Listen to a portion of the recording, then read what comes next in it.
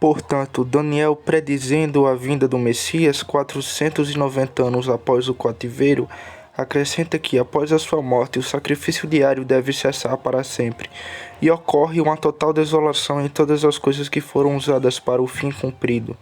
Daniel capítulo 9, verso 24 ao 27.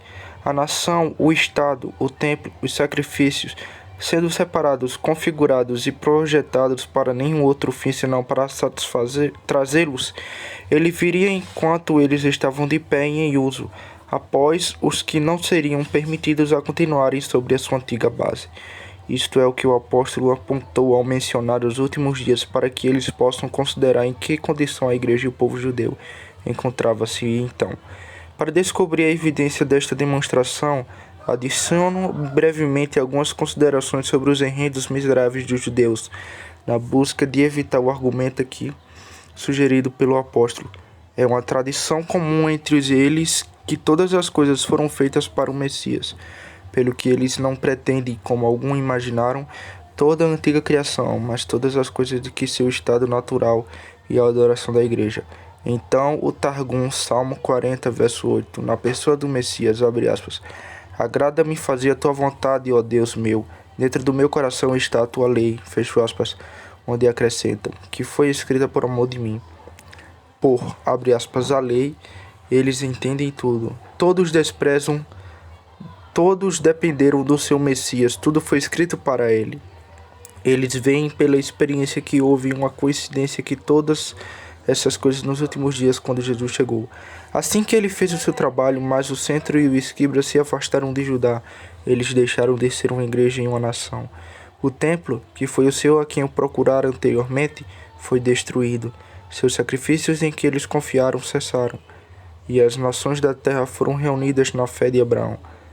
A partir desse momento, elas não foram mais um país, nem tiveram nenhuma distinção de tribos ou famílias, templo, sacerdócio ou sacrifício, nem qualquer esperança de recuperação de mérito em sua condição primitiva.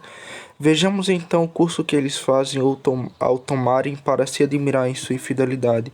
Duas maneiras de aliviar a si mesmo eles têm fixado. Primeiro, tendo considerado que o Messias deveria chegar ao seu governo e adoração, eles trabalharam para mantê-los e para restituí-los em vez de serem derrubados, para que eles pudessem prolongar a expectativa daquilo que já havia passado.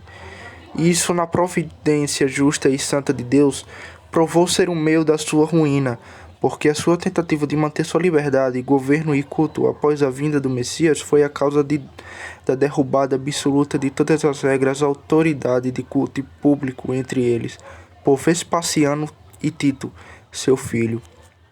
Seu esforço para restaurar-se em um estado e as pessoas sobre seu falso Messias Ben-Honan eram o meio de sua total desolação de todas as esperanças de ser um povo e uma nação por Adriano, como também de seu exílio para sempre fora desse país, onde eles foram separados de todas as nações para esse fim que Deus designou para eles. Depois disso, mais uma vez ainda para evitar os pensamentos de que o Messias havia chegado e tinha acabado com a condição anterior, eles se esforçavam e foram encorajados por Juliano, o imperador, a reconstruir o templo e restaurar seus sacrifícios. E essa tentativa também Deus transtornou, pois antigamente na construção do templo eles o encarregava e apoiava contra todas as dificuldades e oposições, sendo agora sustentado e fortalecido pelo favor e riqueza do Império Romano no mesmo trabalho. Ele se propõe contra eles e dispersa-os com menos indignação do que os construtores de Babel do passado.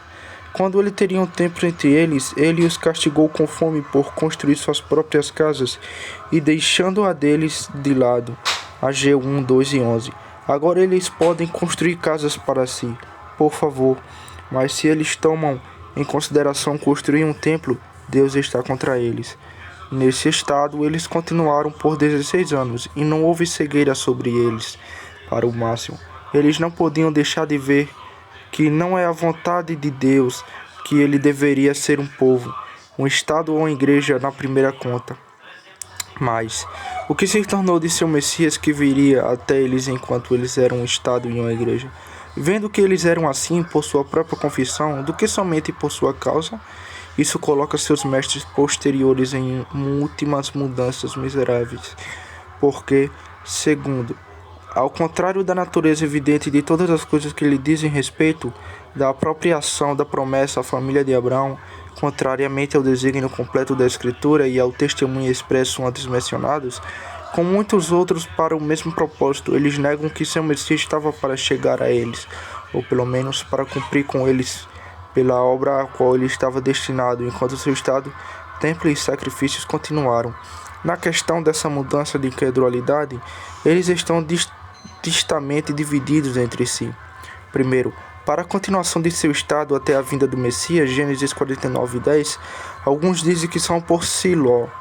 O Messias não se destina, que são confundidos por seus próprios targums, todos representando a palavra Messias e a constante tradição dos escribas mais antigos.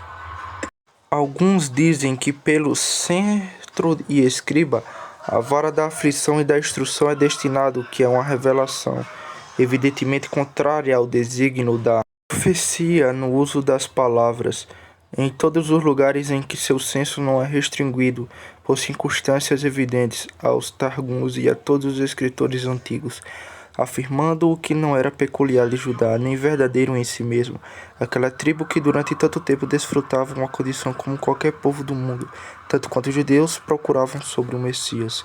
Seu estado, então, está completamente desaparecido, e seu Messias como perece, como vê. Segundo, o que dizem a eles no templo deles, a segunda casa a qual ele veio, e assim a glória dele maior do que a da primeira? Ageu 2, Malaquias 3. Os antigos concordaram com a unanimidade que ele nasceu enquanto o templo estava em pé ou naquele dia que foi destruído, como Aben-Ezra confessa em Isaías 53. Muitas histórias deles podem ser ditas para este propósito, onde ele nasceu, como e de quem a quem foi revelado, que o viu, onde ele estava disposto, onde ele está, mas sendo todas essas fantasias de cabeças ociosas e curiosas e corações incrédulos, que Paulo chama de bem o louvor, em 1 Timóteo 4:7, abre aspas, fábulas de mulheres profanas e educas, e não devemos incomodar o leitor com elas. As pessoas que foram faladas nesses últimos dias para nós, isto é, os membros da Igreja Judaica que viveram nos dias do ministério pessoal de Cristo e depois sobre a pregação do Evangelho até aquele dia, capítulo 2, verso 3. Os judeus daqueles dias eram muito propensos a pensar que se tivessem vivido aos tempos dos profetas e se ouvissem a entrega da mensagem deles de Deus, teriam recebido com obediência alegre. Sua única infelicidade, eles pensavam, foi que eles nasceram fora do devido tempo quanto às revelações proféticas. Isso é intimidado por eles em Mateus 23:30. O apóstolo, reunindo-se com essa persuasão deles, considera que na revelação do Evangelho Deus falou com eles mesmos, o que desejavam tanto, não questionando, mas que ali eles deveriam acreditar e obedecer. Se essa palavra, então, eles não atendem, devem ser autocondicionados. Além disso, o cuidado e o amor que Deus manifestou em relação a eles ao falar imediatamente a eles exigiam a mesma obediência, especialmente considerando a maneira dela até agora, superando o que antes de ter usado para a paz do que depois. E estes são dois exemplos da comparação instituídos relativos a tempos e pessoas. A próxima diferença diz respeito à maneira dessas várias revelações da vontade de Deus, e isso em duas particularidades, porque primeiro, foi elaborado por várias partes, abre aspas, um após o outro, fecho aspas. O ramo da antítese deve responder aqui, não é expresso, mas implícito ser algo imposto, abre aspas, de uma vez, fecho aspas, abre aspas, por muitas partes, fecho aspas, e portanto em diversas ocasiões com a revelação gradual da mente e da vontade de Deus, pela adição de uma coisa após outra, em várias ocasiões, como a igreja judaica no Velho Testamento poderia suportar a luz delas. E como estava subordinado ao seu principal projeto de reservar toda a preeminência ao Messias, é o que se destina nesta expressão.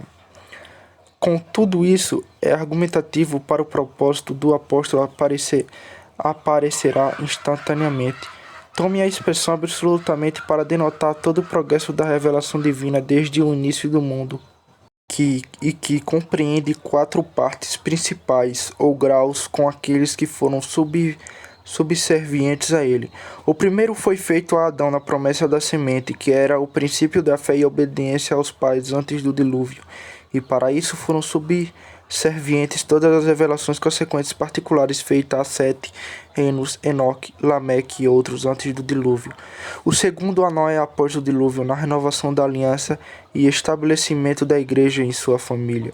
Gênesis 8, verso 21 ao 22, Gênesis 9, do verso 9 ao 10, para o qual foram só subservientes as revelações feitas a Melquisedeque, Gênesis 14, 18, e outro antes do chamado de Abraão.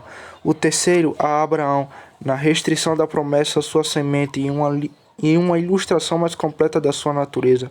Gênesis 12, do verso 1 ao 3, Gênesis 15 e 11, do verso 12 ao verso 17. Capítulo 17, do verso 1 ao 2.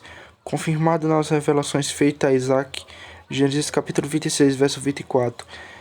Jacó, em Gênesis 49, José, em Hebreus 11 e 22, e outros da sua posteridade.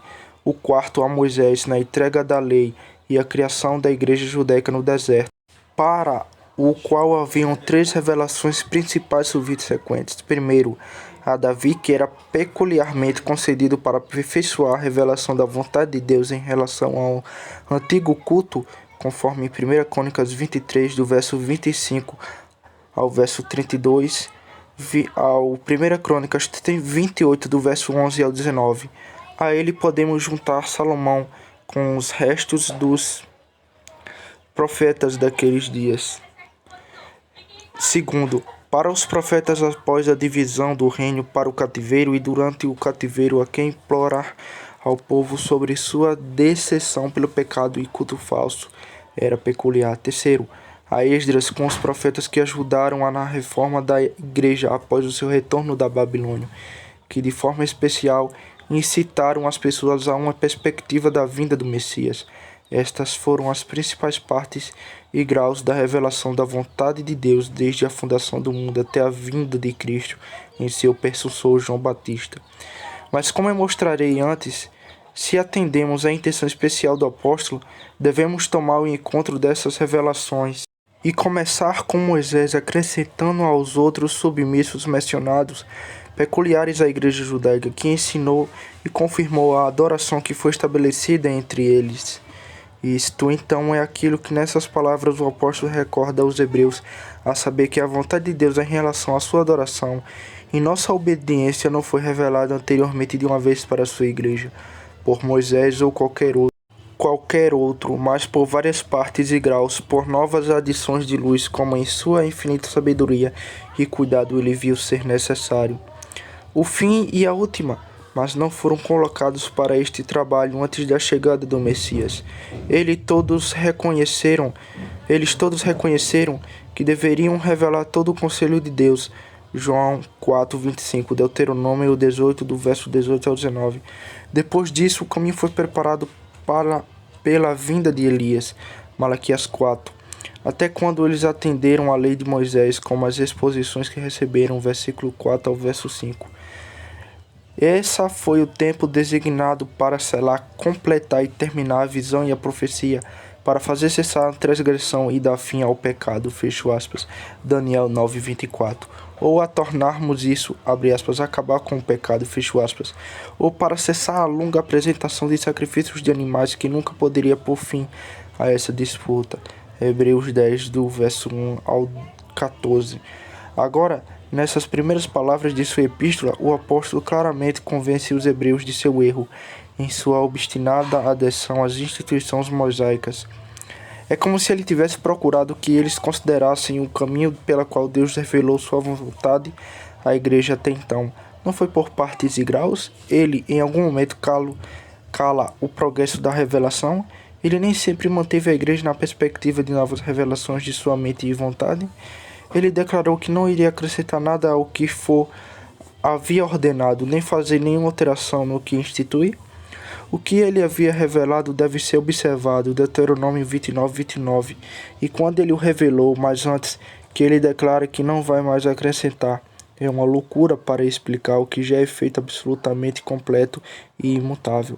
Por isso Moisés, quando ele terminou toda a sua obra na casa do Senhor, diz à igreja que Deus levantaria outro profeta como ele, isto é, quem deveria revelar novas leis e instituições como ele tinha feito, a quem eles deveriam ouvir e obedecer, sobre a pena de extermínio total. Deuteronômio 18, verso 18.